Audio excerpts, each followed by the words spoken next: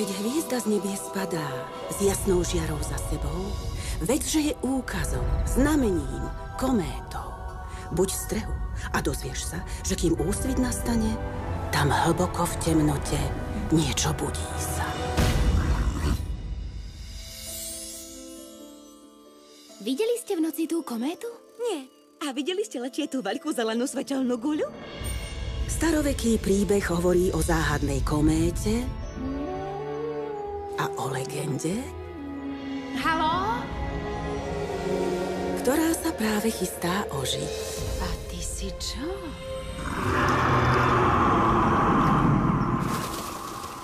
Teda to bolo zaujímavé.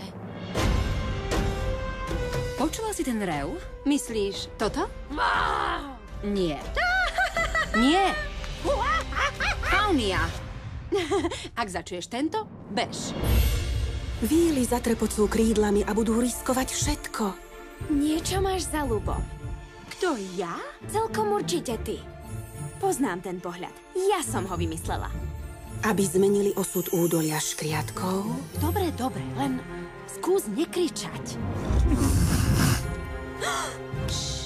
Ja nekričím. Lepem dých. a získali priateľa na celý život. Nevravela si, že tá legenda nie je pravdivá? Technicky som povedala, že nie je taký, ako si myslia. Disney prináša Pre údolie škriatkov by mohol byť hrozbou. Čo urobíš, ak ho nájdeš? Svoju prácu. Ale no tak. Už som vás niekedy vystavila hrozbe? Stále neviem sedieť rovno. hľadať pravdu, Vyzerá podľa vás ako nebezpečný predátor? Faunia má len veľké srdce. To je všetko. cítiť kúzlo, Musí odísť. nasledovať svoje sny. Prvýkrát mi hlava a srdce vravia konečne to isté. Zililink a zver nezver. Vyzeráš ako kríženec Didelphisa marsupialisa a Bizona occidentalisa. Pľuje to. Asi sa celá vyháčem. Už onedlho.